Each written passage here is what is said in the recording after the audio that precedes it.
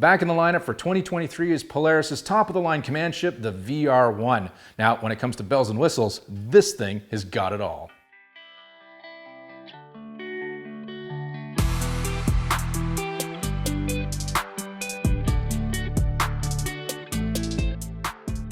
There is no question that the STV crew has become fans of not only the VR1, but the entire Matrix platform that this sled is built on. And it doesn't matter what model it is. From the trail-oriented Indies and VR1s to the crossover Assaults to the mountain classes, we can all agree Polaris builds an excellent chassis. It would be easy to say the design of the Matrix just works, but it does. In Polaris' marketing speak, they describe the chassis as a rider-first platform, which is also a very appropriate description for the ride experience of the chassis. For me, this is a machine that is as capable as it is predictable, which I think is important for a performance snowmobile.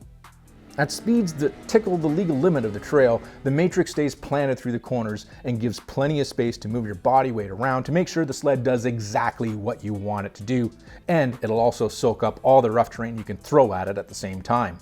It's interesting to talk to our mountain guys like Tyler Swarm, who say the same things about the RMKs in this platform.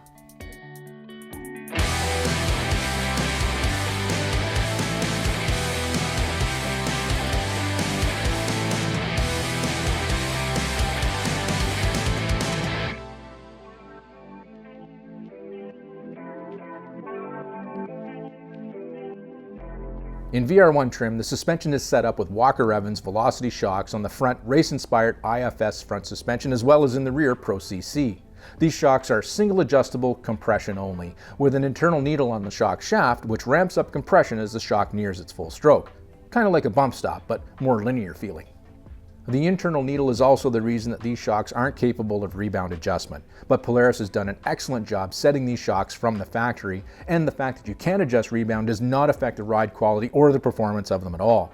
Now, you may lose a few points bench racing with the fellas, but you'll be ripping past them as they're frantically making adjustments to their shocks, lost in all the settings. Another equally important option the VR1 delivers on is the Ride Command system and the 7S display on the dashboard. Polaris' Ride Command and the 7S display is one of those features you may not appreciate at first. I mean, honestly, even for me, when I first learned of the 7S display and the Ride Command, I thought it was more of a marketing gimmick, something that wouldn't benefit real snowmobile riders. But the more time I spend with the system and the more familiar I become with its functionality, the more I miss it when it's not on a sled I'm riding. The Ride Command not only allows you to plan, track, and share your day on the snow, but is a complete information and control center for the sled. With a touch display that functions with your gloves, you can set up the gauge package, smart hand and thumb warmers, interface with your phone and music, control the GPS, and a bunch of other options as well. Too many to mention in a single paragraph. This system is also very intuitive to understand, but the more you work with the system, the better you understand it and the more you miss it when it's not there. Now, there's one more feature available on this model, but it's not in this particular machine, and it's a device that attaches to the exhaust system of a snowmobile, converting that exhaust energy into wind energy, blowing more air into the combustion chamber of the engine, creating a much more energetic explosion in there, making the sled go faster. Some people call that accessory a turbo. I call it a Minnesota wind whistle.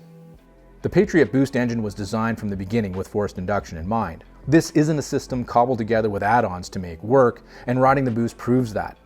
The boost and the power delivery is exceptionally linear without any sudden hits in the power band. The sled pulls hard, very hard when you want it to, but also is mellow enough to enjoy when speeds slow below plaid. So far, the only time I've spent on a boosted Polaris sled is at Snowshoot at West Yellowstone, Montana, which is at considerable elevation. Now up there, the turbocharger made this sled feel as if it lost nothing in the horsepower department compared to an NA version. Now it'll be really interesting to see what this sled feels like down here at home where we're much closer to sea level. At elevation, the turbo was definitely building boost while making excellent noises from under the hood. I'm hoping that will continue at sea level, but if I understand correctly, total boost will fall with elevation as the sled consumes better air the lower you get. But I believe the boost, even at lower elevations, will continue to accelerate past where a non-turbo 850 will fall off. Whatever the case though, the boost will be a lot of fun to ride.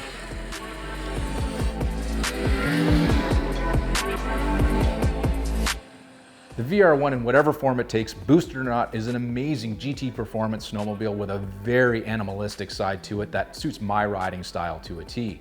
Now, this winter in the STV fleet, I'm looking forward to putting all kinds of miles on whatever VR1 I can get my hands on.